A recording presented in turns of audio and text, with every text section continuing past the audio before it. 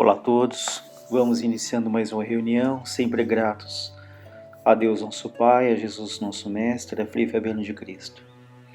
Que luz se faça em todos os lares da terra, que luz se faça no nosso lar, que luz se faça dentro de cada um de nós. Nós hoje trouxemos o tema que fala sobre o esquecimento do passado. Há várias referências aí no Evangelho, no Livro dos Espíritos. E no Livro dos Espíritos tem a pergunta 392, que Kardec pergunta aos espíritos: por que o espírito encarnado perde a lembrança do seu passado? A resposta: o homem não pode nem deve saber tudo. Deus, em sua sabedoria, quer assim. Sem o véu que lhe encobre certas coisas, o homem ficaria deslumbrado como aquele que passa sem transição do escuro para a luz. O esquecimento do passado faz sentir mais senhor de si. Então, nós não podemos nem devemos saber tudo, né? Porque nós não temos estrutura até para termos uma plena consciência do que aconteceu no passado. Então, essa é uma pergunta bastante comum: o que será que eu fui? O que será que eu fiz? Qual a relação que eu tenho com as pessoas que convivem comigo? E eles deixam claro que esse esquecimento ele é muito benéfico, né? Imaginemos, por exemplo, se soubéssemos que um familiar, um filho, uma esposa, um esposo, foi alguém que nós tiramos a vida, ou alguém que tirou a nossa vida. E nós teríamos uma dificuldade ali, se alguém tirou a nossa vida, teríamos uma dificuldade gigantesca de perdoar, né? Se nessa vida mesmo nós já temos uma dificuldade muito grande nesse sentido, de esquecermos ali mágoas, rancores, imagina se soubéssemos em detalhes aquilo que aconteceu no passado. Então a reencarnação, ela é um recomeço, é uma renovação, né? E por isso é tão importante esse esquecimento, para que nós não alimentemos ali as discórdias, as mágoas, os ódios do passado, da mesma maneira que nós também não procuremos alimentar o nosso orgulho, a nossa vaidade por eventuais conquistas ali. Até o Richard Simonetti usa até um exemplo de como se fôssemos ali um presidiário que tivéssemos cometido um crime, e depois de pagarmos ali a nossa pena num presídio, quando nós saímos, nós queremos o quê? Recomeçar, né? Nós queremos oportunidades, sermos reintegrados ali na sociedade, queremos que as pessoas possam esquecer aquilo que foi feito, para que uma nova chance nos seja dada. E a reencarnação funciona dessa maneira. Nós renascemos sem essas lembranças daquilo que fizemos no passado, nesse recomeço, nessa oportunidade sagrada que Deus nos concede de termos uma oportunidade nova, de recomeçar, de acertar. Por isso é que a família ali é um instituto sagrado em que esses reencontros acontecem, em que recebemos ali pessoas que temos grandes afinidades, que nos impulsionam, que nos estimulam. Mas igualmente é natural que se receba ali aqueles que temos maiores dificuldades. E por que essa aproximação tão estreita, né? Justamente para que essas mágoas, essas arestas do passado sejam aparadas e que haja ali o respeito, a compreensão e a conquista da afinidade. Por isso é que é tão importante esse esquecimento ali do passado. A outra pergunta 393. Como o homem pode ser responsável por atos e reparar faltas das quais não tem consciência? Como ele pode aproveitar a experiência adquirida em existências caídas no esquecimento? Poderia-se conceber que as adversidades da vida fossem para ele uma lição, ao se lembrar do que as originou? Mas a partir do momento em que não se lembra, cada existência é para ele como se fosse a primeira. Ele está assim, sempre recomeçando. Como é conciliar isso com a justiça de Deus? Então essa é uma pergunta bastante comum, né? Eu poderia responder por algo que eu não me lembro, né? Não seria mais proveitoso se a gente tivesse essa plena consciência, né? Como eu posso ser responsável por atos dos quais eu não tenho consciência? A resposta: a cada nova existência, o homem tem mais inteligência e pode melhor distinguir o bem do mal. Onde estaria o mérito ao se lembrar de todo o passado? Quando o espírito volta à sua vida primitiva, para a vida espírita, toda a sua vida se desenrola diante dele, vê as faltas que cometeu, que são a causa do seu sofrimento e o que poderia impedi-lo de cometê-las. Compreende que a posição que lhe foi dada foi justa. Procura então uma nova existência em que poderia reparar aquela existência que acabou. Escolhe provas parecidas com as que passou ou as lutas que acredita que serão úteis para o seu adiantamento. E pede aos espíritos superiores para ajudá-lo nessa nova tarefa que empreende, porque sabe que o espírito que lhe será dado por guia nessa nova existência procurará fazê-lo reparar suas faltas, dando-lhe uma espécie de intuição das que cometeu. Essa mesma intuição é o pensamento, o desejo maldoso que frequentemente vos aparece, ao qual resistis instintivamente, atribuindo a maior parte das vezes essa resistência aos princípios recebidos de vossos pais, enquanto é a voz da consciência que vos fala. Essa voz é a lembrança do passado, que vos adverte para não recair nas faltas que cometestes. O espírito, ao entrar nessa nova existência, se suporta essas provas com coragem e resiste, eleva-se e sobe na hierarquia dos espíritos, quando volta para o meio deles. Então, nós, quando desencarnamos, quando voltamos para o mundo espiritual, nós temos uma consciência muito mais ampla, né? A nossa consciência se expande, né? Já que quando nós estamos aqui num corpo, na Terra, essa consciência é muito fragmentada. Mas do outro lado, tendo essa consciência mais ampla, nós de fato pedimos para voltar aqui na Terra e pedimos muitas vezes para provas semelhantes àquelas que erramos no passado, né? E temos ali a voz da consciência, né? Nós, como ele diz, muitas vezes atribuímos muitas das nossas decisões à influência dos nossos pais, mas nós não podemos esquecer que já tivemos muitas e muitas vidas.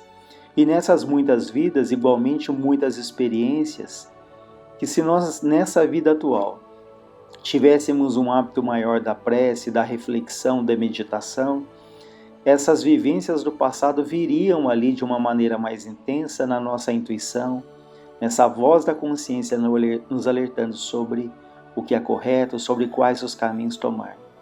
E é muito interessante que nós encontramos muitas pessoas que falam, olha, eu, por exemplo, não tenho determinado vício, mas eu sinto que se eu tivesse, eu me perderia seriamente naquela situação. Como, por exemplo, a bebida. Eu já ouvi pessoas falarem, olha, eu não bebo, mas eu tenho uma sensação, uma intuição, um pressentimento que se eu começasse a beber, eu beberia em excesso, não com moderação.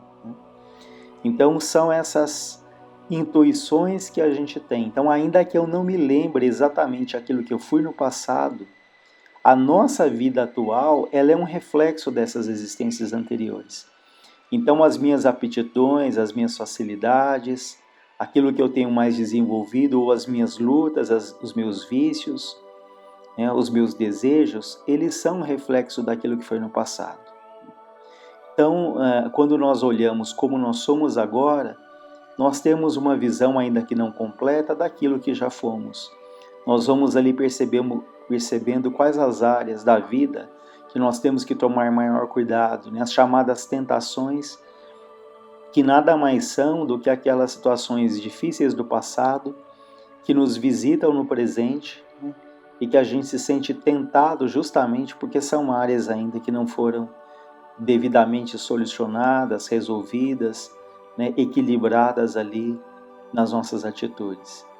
Então nós não sabemos do nosso passado, né? Mas pela nossa vida atual, pelos nossos gostos, pelas nossas lutas, nós temos ali uma percepção daquilo que poderia ter sido e mais uma vez reforçando. Quais são os pontos que nessa existência nós temos ali que tomar mais cuidado, mais atenção. Ele fala aqui do passado, que nós temos essa visão mais ampla, né?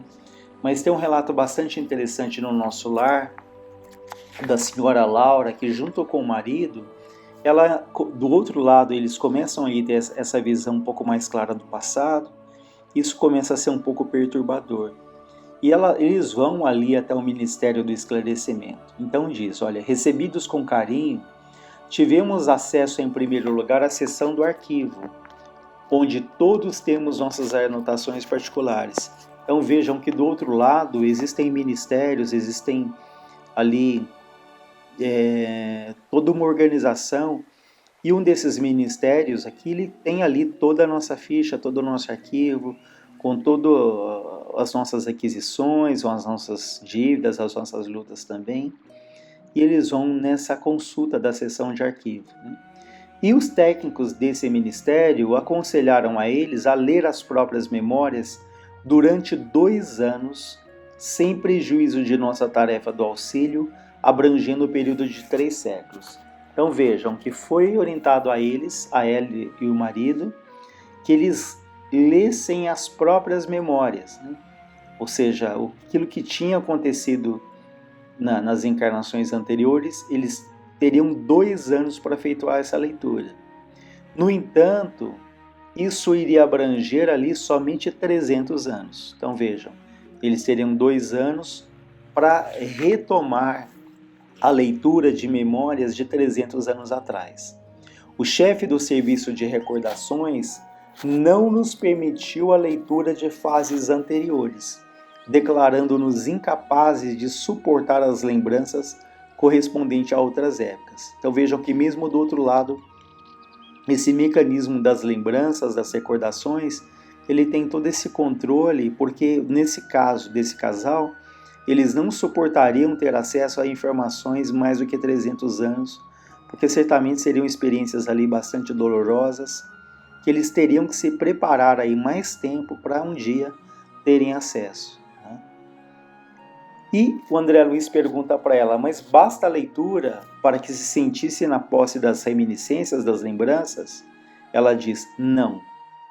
A leitura apenas informa. Depois de longo período de meditação para esclarecimento próprio e como surpresas indescritíveis, fomos submetidos a determinadas operações psíquicas a fim de penetrar os domínios emocionais das recordações.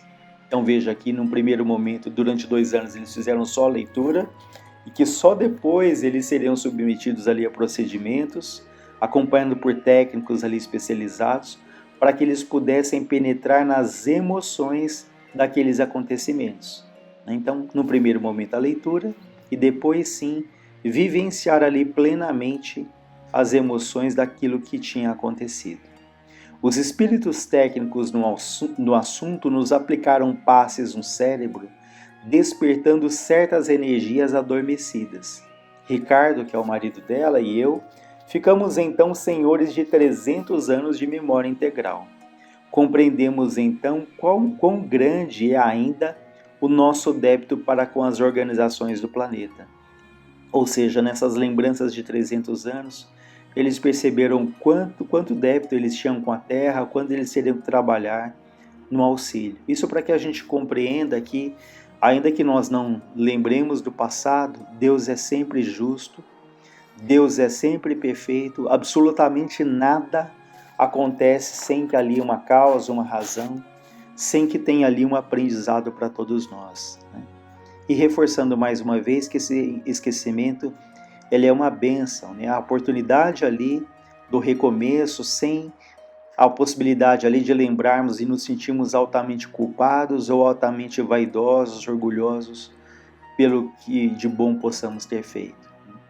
Então esse esquecimento permite o reencontro com esses espíritos do passado, né? Sejam as grandes afinidades ou sejam os desafetos. Então esse esquecimento permite esses reencontros para que gradativamente, através do nosso esforço, através do estudo, através da prece, mas acima de tudo, através ali da convivência e da mudança do nosso sentimento, nós possamos nos reaproximar daqueles que no passado nós prejudicamos ou em algum momento nos sentimos prejudicados. Mas Deus é justo, soberano e nos permite então esses reencontros, mas sempre visando o quê? O crescimento. Então Deus não nos colocaria jamais no meio social, dentro de um núcleo familiar, que não houvesse ali uma razão justa, que não houvesse ali uma oportunidade sagrada do aprendizado. E só somos colocados porque nós temos as condições necessárias. né, que muitas vezes nós nos revoltamos, nos acomodamos, fugimos ali das situações, né? Então, aí é a oportunidade ali de pouco a pouco, né, com o nosso esforço, irmos ali quebrando essa parede que nos separa ali de corações que talvez até amamos muito, porque vejam, muitas vezes temos dificuldades, muita mágoa de alguém, justamente de alguém que nós confiamos, né, que nós depositamos ali os nossos sonhos. Então, quantas vezes aqueles que nós mais temos mágoa são aqueles que nós mais amamos, e a reencarnação nos coloca tantas vezes novamente para que essa reaproximação ela aconteça, e quebrando esses muros, né, da mágoa, do ódio, da antipatia, nós possamos resgatar ali aquele afeto, aquela afinidade que tão fortemente pode ter existido no passado, mas que foi ali rompida por uma decepção, que foi ali nos afastando, né?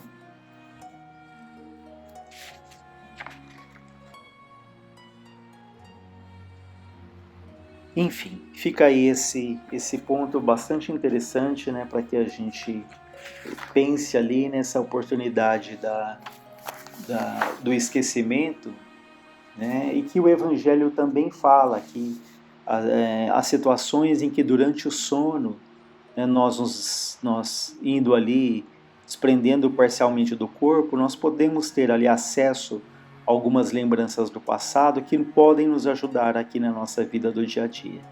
Então, ainda que a gente acorde e não tenha uma lembrança clara dos detalhes, quantas vezes, né, Deus permite ali que algumas lembranças elas retornem, que elas se façam presentes ali no nosso espírito para que nos ajude aqui na Terra, né? Então, por isso é que ele fala que no sono do corpo, na emancipação da alma, o espírito, se souber aproveitar esses momentos, dos quais guardará uma leve lembrança, que se apagará durante o dia, para não causar sofrimento e não prejudicar suas relações, esses momentos do sono podem ser ali extremamente importantes. Então fica aí para a nossa reflexão, e que Deus em sua infinita bondade nos ilumine, nos ampare, valorizando a oportunidade sagrada da nova vida, da nova existência, e não tão preocupados naquilo que nós fomos, naquilo que fizemos, mas sim concentrados naquilo que nós podemos fazer, onde Deus nos colocou, no meio em que estamos vivendo. Que Deus nos ampare e nos fortaleça.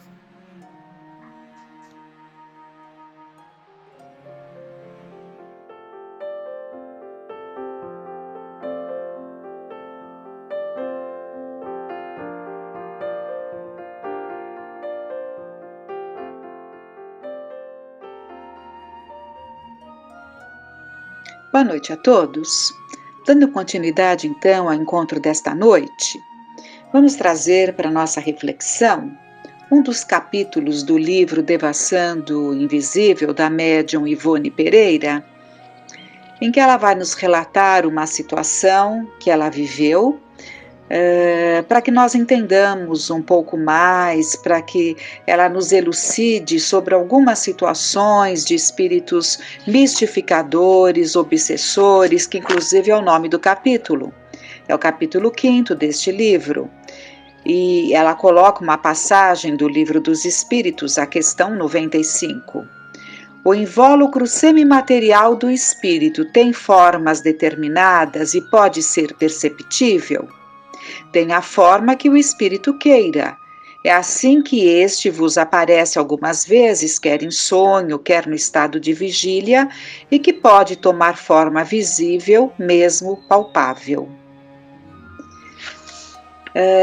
E ela nos elucida que uma de nossas parentas, diz ela, menina de 10 anos de idade, justamente a caçula dentre 6 irmãos, acusava anormalidades nos modos comuns a uma criança. Anormalidades que uma razão esclarecida em assuntos espíritas compreenderia provirem de influenciações da parte de seres desencarnados inferiores. Caracterizavam-se os seus modos por trejeitos cômicos, carantonhas horríveis, palavreado piegas ou atrevido, desagradável, tolo, que a todos da família irritava e aos estranhos escandalizava, e tornando necessária toda a paciência e boa vontade que a doutrina espírita recomenda para que se pudesse suportar tal estado de coisas, pois, além do mais, a dita criança se rebelava contra qualquer disciplina, desobedecendo a tudo, renitente, odiosa, dando mesmo impressão de se encontrar desequilibrada das faculdades mentais. Então, essa menina de apenas 10 anos, que era a caçula de 6 irmãos, apresentava-se, parente da Ivone Pereira, apresentava-se nessas condições, e nós vamos ver que era uma influência espiritual, causada por presenças em sua casa, em sua vida, né? E então vamos lá para que a gente compreenda o que estava se dando. Tentaram-se castigos variados, sem serem esquecidas as clássicas sovas de chinelos.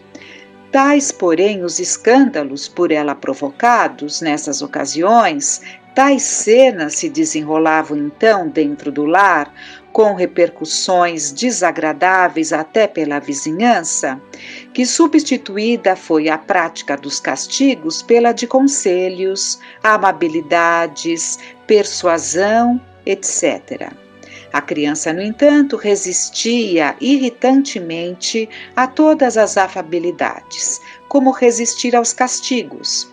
Rejeitava a prece e o passes que lhe desejavam aplicar, continuando com as mesmas atitudes impertinentes. Fora das crises, no entanto, mostrava-se perfeitamente normal. Conversava com inteligência e demonstrava até precocidade, e era aplicada nos estudos, com boas notas no curso primário que então concluía. Consultou-se, por isso mesmo, o espaço, como seria natural em família espírita, e o espírito Charles, desvelado amigo e instrutor espiritual da família, após prescrever medicamentação para o sistema nervoso da paciente, afirmou sem rebuço. Ela afinou-se com entidades inferiores durante o estágio no espaço antes da reencarnação. Arrependimento sincero, porém, levou-a a tempo a se retrair das mesmas e desejar encaminhar-se para melhores planos. É médium ou antes, possui faculdades mediúnicas que futuramente poderão frutificar generosamente a serviço do próximo, se bem cultivadas. Os antigos companheiros do invisível assediam-na, tentando reavê-la para o sabor dos velhos conluios. Conheceis o remédio para tais desarmonias. Aplicai-o. Essa foi a orientação do espírito amigo familiar, Charles, para que fossem aplicados aquilo que eles sabiam que devia ser aplicado, né? Mas o que estava acontecendo então? Ela tinha esse espírito, né, dessa jovenzinha de 10 anos, no plano espiritual, ela se vinculou a espíritos muito inferiores. Mas ela tentou reagir, ela buscou reagir, e ao reencarnar-se, se retraiu àquelas presenças, né? No entanto, durante a encarnação durante o estágio no plano espiritual, ela já tentou afastar-se deles, desejou encaminhar-se para melhores planos e reencarna. E a sua infância, portanto, já dentro de de um natural desconhecimento, né, da criança, eles estavam a envolvendo, criando situações muito difíceis para ela, né, porque a família estava ali muito desgostosa com toda essa situação. Mas foi orientado o remédio, aplicai-o. Qual é esse remédio? Vamos ver o que ela diz. Sim, O remédio único seria o trabalho de reeducação da menina à base do Evangelho. Aqui temos sábias palavras que com certeza servirão para aplicarmos nas nossas vidas, dos nossos, de quem conhecemos, daqueles com os quais convivemos, né? E quando essas situações nos chegam, saberemos o que orientar. Vejam, o remédio único seria o trabalho de reeducação da menina, à base do Evangelho. Preces, paciência, vigilância, amor, disciplina rigorosa, sem concessões que redundassem em cumplicidade com caprichos prejudiciais. Fraternidade e caridoso interesse para com os infelizes sedutores desencarnados. Na noite de 18 de março de 1958, no entanto, encontrando-nos durante uma temporada na residência daqueles nossos familiares, eis que a figuração espiritual de Charles, envolvida na sua luminosa e bela roupagem de iniciado hindu, apresentou-se à nossa visão e, adormecendo-nos em sono magnético, como habitualmente arrebatou o nosso espírito, em sono magnético, como habitualmente, arrebatou o nosso espírito, deixando o corpo carnal imerso em letargia. Então, num processo hipnótico, ela é afastada do corpo e levada por esse espírito orientador, levada em espírito. Passado o primeiro atordoamento, fenômeno invariável nesse gênero de desprendimento, nós nos reconhecemos no recinto da própria residência da paciente, sem alçar ao espaço, acompanhada pelo nobre amigo, mas rodeada de seres disformes, extravagantes, feios, grotescos, repulsivos. E Charles apresentava-os. Então foi uma oportunidade que ela teve de conhecer a esses espíritos que estavam fazendo moradia, né, na casa dos parentes dela e prejudicando a menininha. São estes os antigos companheiros da menina durante seu estágio no invisível, antes da reencarnação presente. Pertence a uma classe especial de mistificadores, a qual descai para a de obsessores. Não são inimigos dela, segundo a terminologia humana, e nem se vingam porque ela nenhum mal cometeu contra eles. Porém, não são também amigos, porquanto não o são de quem quer que seja, visto que ainda não adquiriram o senso da fraternidade nem a favor de si próprios. Simplesmente seduziram-na quando no espaço, e ela, inconsequente, leviana, prazenteira, sedenta de novas sensações e, por que não dizê-lo, inferior, carente de ideias generosas, carente de ideais generosos que a impelissem para o alto, mas também sem maldade, deixou-se embair pelas suas mistificações e engodos e afinou-se com eles, no simples intuito de se divertir. Supondo-os inofensivos, tal como o homem folgazão que se mistura a um bando de carnavalescos a fim de se distrair das preocupações fatigantes, sem medir quaisquer consequências. Com o tempo, no entanto, verificou o erro que cometera e retraiu-se, procurando na prece o auxílio que lhe não faltou. E asilou-se entre vós reencarnada, como se o fizera no seio de um reformatório onde se reeducasse, impulsionando-se para progressos novos. Observa-os, eles não vêm a mim, mas a ti somente.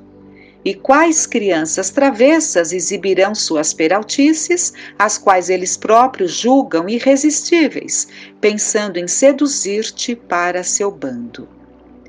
Revelou então Charles a entidade espiritual da menina em questão, a qual existira ainda neste século, no ambiente doméstico que for o nosso próprio, porém sem laços consanguíneos, e durante nossa infância, proibindo todavia revelássemos seu antigo nome e condição a quem quer que seja.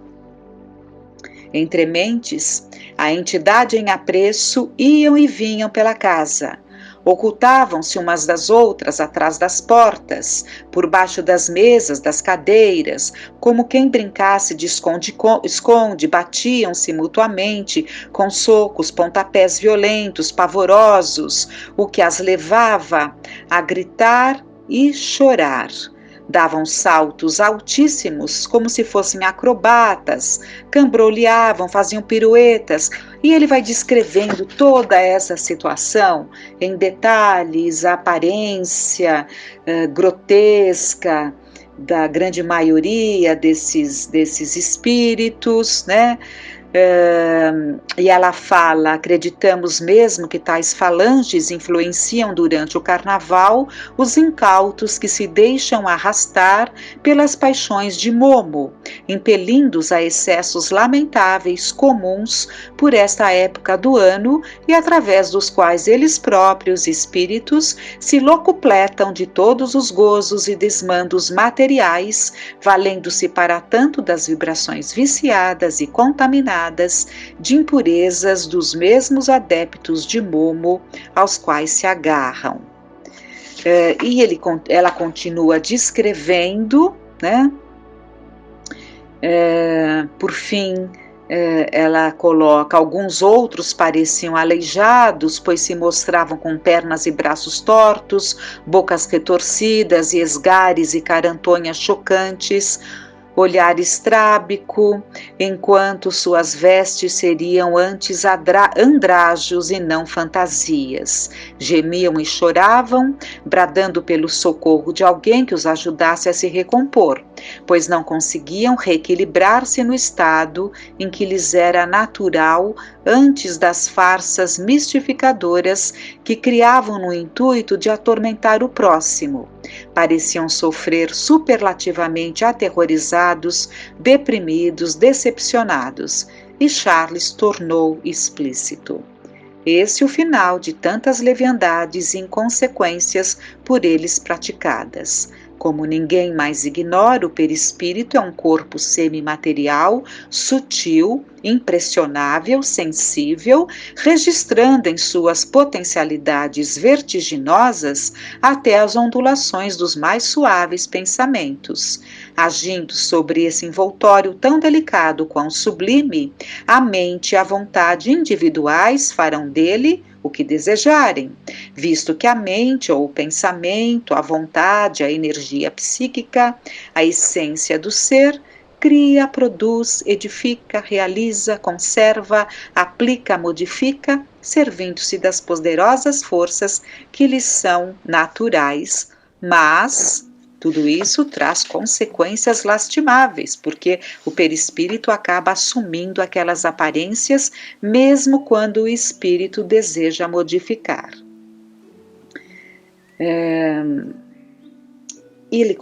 Ela continua falando tantas coisas, né? Mas vamos pegar aqui esses infelizes que aí vês ferindo, atraiçoando, mentindo, perseguindo seus irmãos de humanidade na terra, como no invisível, a si próprio feriram, atraiçoaram, mentiram, perseguiram. E pegando mais adiante, do que fica exposto, depreenderás as responsabilidades que pesam sobre os ombros dos espíritas, médiuns ou não. Através deles será necessário que os ensinamentos e revelações que a espiritualidade concede sejam conscienciosamente propagados entre os homens, a estes auxiliando na reeducação de si mesmos, a fim de não mais se deixarem enredar nas teias obsessoras de criaturas de tal espécie, que agem de preferência através do sono corporal de cada noite, pois as vossas sociedades estão repletas de casos lamentáveis, originados do conluio das paixões de uns e de outros, assim como repletas estão as reencarnações expiatórias desses mistificadores terríveis que acabas de surpreender em ação. E que leigos e espíritas meditem a tempo sobre o perigo dos desequilíbrios no mundo mental de cada um, que bem poderão fornecer acesso a uma invasão análoga do invisível. Então, se os cuidados não são tomados como foram com essa menina, pode chegar a um ponto de apresentar-se em tal desequilíbrio e, por tal, ser considerada realmente uma desequilibrada mental, né? Caminhando até para tratamentos, para posturas familiares, tendo-a ali como alguém desequilibrado mentalmente. E, na verdade, ela não era, inclusive era muito inteligente, como nós vimos. No entanto, aquelas presenças e a ligação mental que ela tinha com eles proporcionava que ela tivesse aquelas atitudes que a todos tanto aborrecia. E ela termina dizendo, né? Resta-nos acrescentar que a criança que deu motivo à presente lição, e eu omiti vários trechos que vale a pena vocês lerem no livro Devassando o Invisível, capítulo 5º. Então, resta-nos acrescentar que a criança que deu motivo à presente lição se corrigiu das anormalidades apresentadas, e o que mais contribuiu para tão feliz desfecho foi o serviço de conselhos e preces a favor das entidades influenciadoras durante as fraternas e tão belas reuniões do culto do Evangelho no lar, que os espíritas há algum tempo tão amorosamente praticam, recordando os tempos apostólicos. Então, o tratamento para essa criança foi, além do processo reeducativo, como foi dito, né, não cedendo ali a situações e sim educando-a como se deve educar a uma criança, não permitindo determinadas situações, mesmo que isso traga problemas, cansaço, muito empenho, mas é preciso que se eduque ou reeduque a essa criança, né? E no Evangelho no Lar, que é feito ali pela família, o plano espiritual agia auxiliando aqueles espíritos que ali estavam a também se reeducarem, a também aceitarem serem reencaminhados. Então veja a importância do Evangelho no lar, né? Veja a importância da família ligar-se às boas leituras, de não ceder a caprichos, de realmente todos se empenharem num processo educativo. Assim foi feito com essa jovenzinha, os resultados foram benéficos tanto para ela quanto para os espíritos que ali faziam morada, atraídos por ela. Então, que fiquem essas lições, esses ensinamentos para nós, são de muita importância para compreendermos muitas vezes situações pelas quais passamos, situações pelas quais familiares, conhecidos passam, né? E nós que lidamos com obsessão também temos que conhecer essas particularidades desses espíritos mistificadores, obsessores, né?